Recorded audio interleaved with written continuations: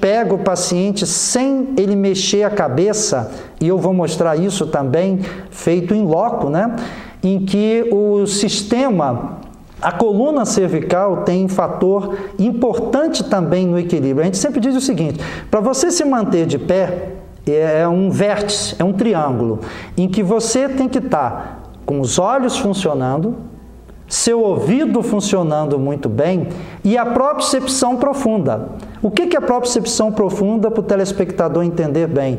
São os seus músculos, tá certo? Seus ligamentos, seus ossos. Então, você pode entender que a pessoa, por exemplo, de mais idade, não tem a musculatura igualzinha à sua de 20, 22 anos.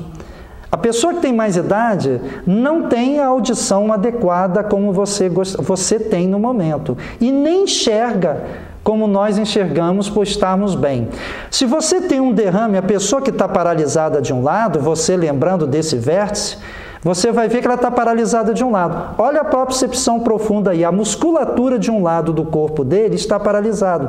Isso acaba informando o labirinto que está dentro do ouvido e que acaba de informar o cérebro. Por isso a pessoa vai ter tontura. Anormal nesse paciente que teve o derrame é não ter tontura. Agora, vale ao médico, através de exames físicos laboratoriais, encontrar mecanismos e drogas que possam aliviar o problema de tontura desse paciente. Agora, voltando aqui, nós entramos depois da pesquisa de pares cranianos, do nistagmo de posição, nós vamos para a fase da eletronistagmografia, em que a gente coloca o paciente já dentro do laboratório de otoneurologia, né? Deita-se o paciente, naturalmente que para fazer esse exame, o paciente não vai poder ter tomado café, chocolate, a gente pede para não fumar, tá certo? Alguns medicamentos bloqueadores, por exemplo, de cálcio, como por exemplo sinalizina, a gente pede para não tomar. Medicamentos cardiológicos a gente toma o cuidado de não evitar, tá certo?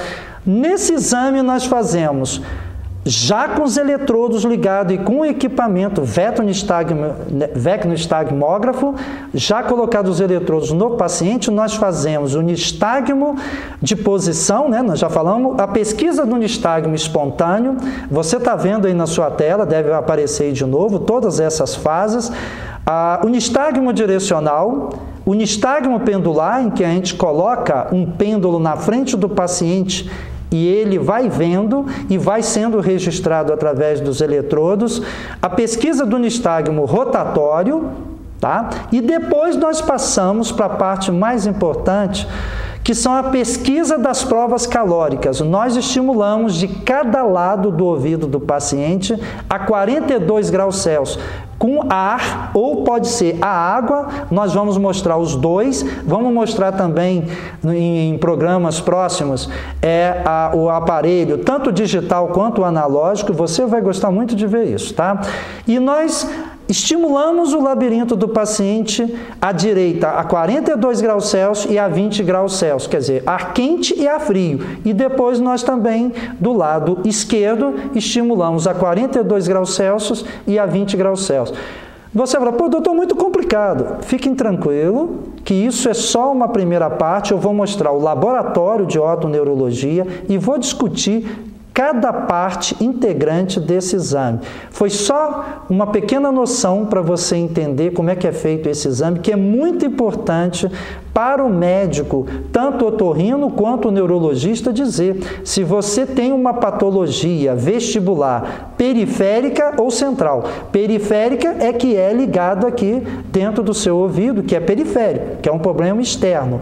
Ou se é central, se é dentro do cérebro, que aí geralmente fica mais o otorrino costuma encaminhar esse paciente para o especialista em neurologia. Ou o otoneurologista, ele mesmo cuida desse assunto. Pessoal, muito obrigado, um abraço para vocês e eu volto daqui a pouco.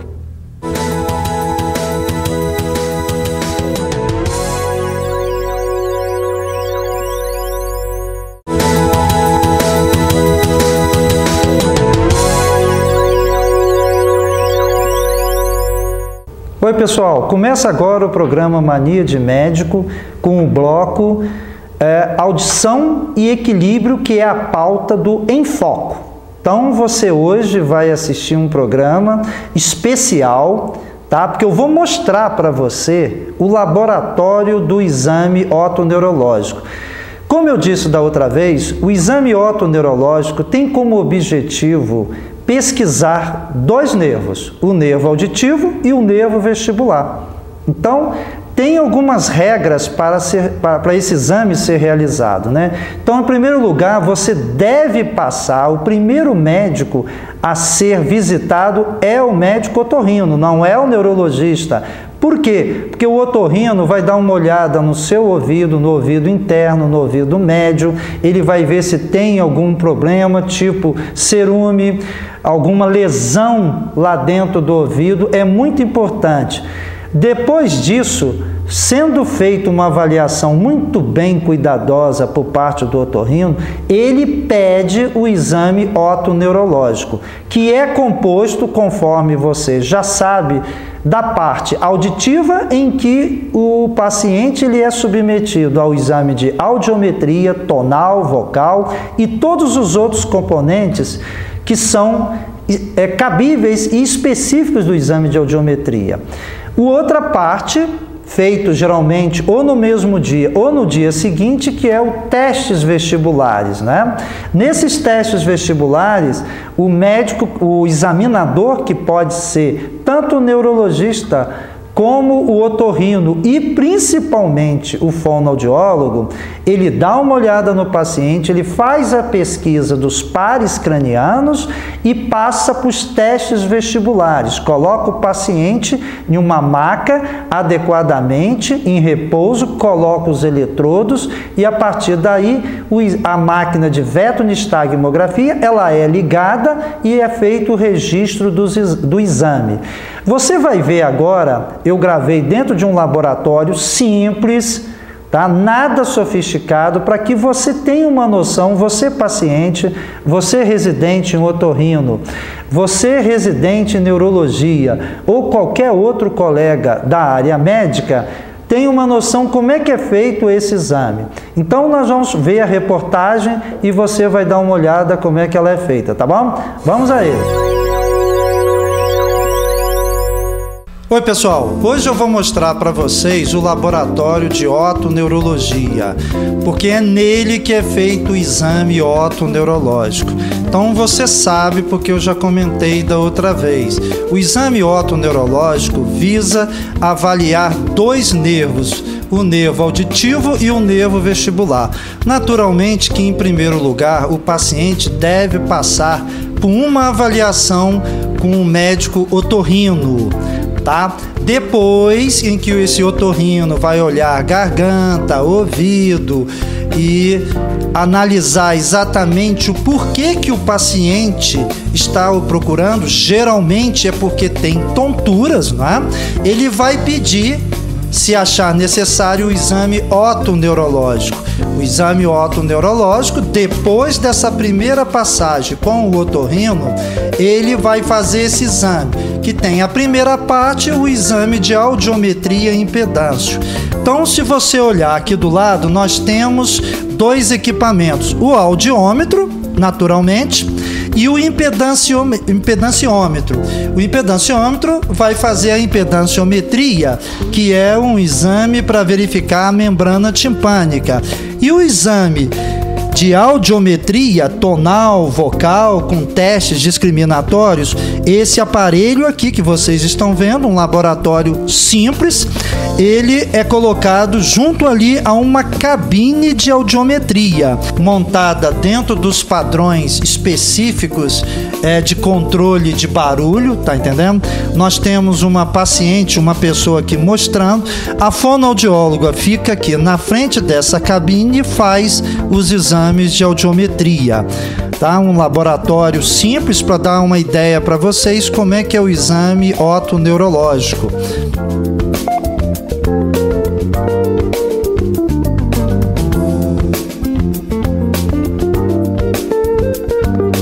Agora nós vamos mostrar para vocês a parte vestibular. Então, em primeiro lugar, nós pegamos esse paciente, colocamos em uma sala e fazemos a pesquisa dos pares cranianos, que eu não vou me ater muito a essa parte, porque depois, em um programa posterior, eu vou explicar cada parte em separado. Hoje é só para dar uma ideia para vocês como é que o exame otoneurológico é feito nos seus vários segmentos, no exame de audiometria, impedanciometria e na parte vestibular. Então, a primeira coisa que nós fazemos é a pesquisa de pares cranianos. Em seguida, nós fazemos a pesquisa do nistagmo pendular, que aí deitamos o paciente e colocamos uma bolinha nele, né? E fazemos esse movimento pendular. Claro, há laboratórios sofisticados em que existe um aparelho eletrônico na parede em que o paciente fica olhando o movimento pendular. Naturalmente que é preciso que você entenda que é colocado o paciente nessa maca. Nós colocamos os eletrodos de um equipamento chamado vectonistagmógrafo, que está aqui, um equipamento simples, analógico, de 3 canais, em que dá totais condições da gente fazer um diagnóstico preciso do paciente. Naturalmente que posteriormente também será mostrado para o telespectador, para o pessoal que está ouvindo em casa, que existem equipamentos também digitais, computadorizado, que será pauta de outro programa que eu pretendo mostrar para vocês. Então o paciente é colocado aqui, de frente para aqueles 3 pontos, né, em que é feito a calibração do aparelho, tá? Depois disso, o que é feito? Nós fazemos, depois da calibração, a pesquisa de pares cranianos, o nistagmo pendular que eu já mostrei, o nistagmo optocinético, que é esse aparelho aqui que vocês estão vendo, tá certo? Esse aparelho em que o paciente fica olhando, nós giramos para a direita e para a esquerda em determinada velocidade, a fim de que o aparelho de vectonistagmografia consiga captar aqui através desse papel que está rodando aqui. Ele vai registrando nesse equipamento. Logo depois disso, feita a pesquisa de pares cranianos, feita a pesquisa do nistagmo pendular, pesquisa do nistagmo espontâneo com olho fechado, pesquisa do semi-espontâneo, fazendo a pesquisa do tambor raiado, que é aquilo que eu mostrei para vocês, aquele tambor ali, nós procedemos, depois de refazer a recalibração de novo, nós partimos para o exame das provas calóricas, também importante e definitivo no diagnóstico do exame otoneurológico. Se vocês olharem muito bem, esse aparelho que nós temos aqui é um aparelho otocalorímetro, feito a ar. Existem aparelhos a água, esse nosso é a ar, analógico também, sabemos agora, já faz um certo tempinho que tem aparelho digital também, tá? Que pode ser feito. Nós fazemos as provas calóricas a 42 graus Celsius e a 20 graus Celsius. Então nós fazemos primeiro com ar quente no ouvido direito, no ouvido esquerdo. Depois nós fazemos ao mesmo tempo, depois de serem feitas, as provas calóricas a ar frio, a 20 graus Celsius. E aí registramos nesse aparelho. Durante esse exame, pode ser que o paciente tenha vertigens, não é? Pode ser que esse paciente tenha náuseas e vômito. Nós paramos o exame. Tem pessoas muito nervosas e tem também aquele caso em que o paciente tem medo, tem pavor. Aí nós temos que parar o exame e conversar. A ideia aqui hoje é mostrar para você o laboratório de otoneurologia, porque eu sei que tem muita gente em casa que gostaria, esse exame otoneurológico, então, esse exame é feito em um laboratório que tenha cabine acústica, que está aqui, que já foi mostrado para você, o tambor raiado, tá? O aparelho de vectonistagmografia, o otocalorímetro, o pêndulo, tá? que podem ser feitos através de instrumentos muito simples, mas, porém, feitos de acordo com as técnicas estabelecidas de um médico, tanto o otorrino quanto aquele que pedir, que geralmente é o clínico geral ou o médico neurologista. O objetivo aqui é mostrar que, primeiro, o exame não é bicho-papão, o laboratório é muito simples, mas tem que ter os aparelhos necessários para que sejam feitos os exames solicitados pelos colegas.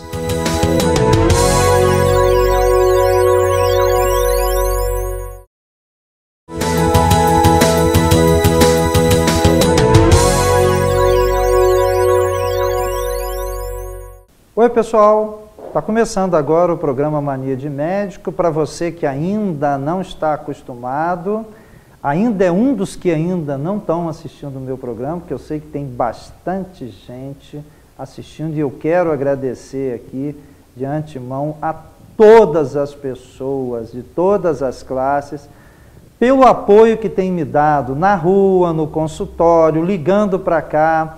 E eu já dei um telefone que vai aparecer aqui de novo, que é o 4605-4858, para você ligar dia de quinta-feira, às 11h30, tá certo? Para falar comigo. Ou quiser entrar em contato pelo meu e-mail, que deve estar aqui embaixo, que é o estelio-peçanha@ig.com.br. Quiser mandar algum e-mail, alguma sugestão, conversar comigo, fiquem à vontade, porque eu vou responder a todos. Bom, nós estamos começando o bloco, o Em Foco, reservado, como você já sabe, para aqueles projetos. Neste caso, neste ano, nós estamos fazendo Audição e Equilíbrio, em que nós vamos passar por diversas etapas para que você entenda como é que funciona o atendimento ao paciente que seja portador de alguma deficiência auditiva, tontura, zumbidos. Nós ainda vamos falar muito de zumbidos aqui, que é uma grande queixa no consultório, tanto do otorrino quanto do neurologista e do clínico geral também. No programa passado, nós falamos sobre audiometria e impedanciometria e eu trouxe aqui uma fonoaudióloga para conversar comigo. Eu entrevistei, ela saiu-se muito bem, deu várias informações importantes para que você tenha condições de se submeter a um exame desse tipo. Só que acontece o seguinte, na vez passada nós falamos de audiometria e impedância, mas enfocando o quê? O adulto. E em questão da criança? E aquela criança que não ouve direito, aquela criança que por acaso está dentro da escola, da sala de aula, está amuada, quietinha, que tem dificuldade para aprender e que a professora manda uma cartinha, né, para os pais comparecerem e pede assim, olha, procura um neurologista ou o otorrino. Então, eu queria chamar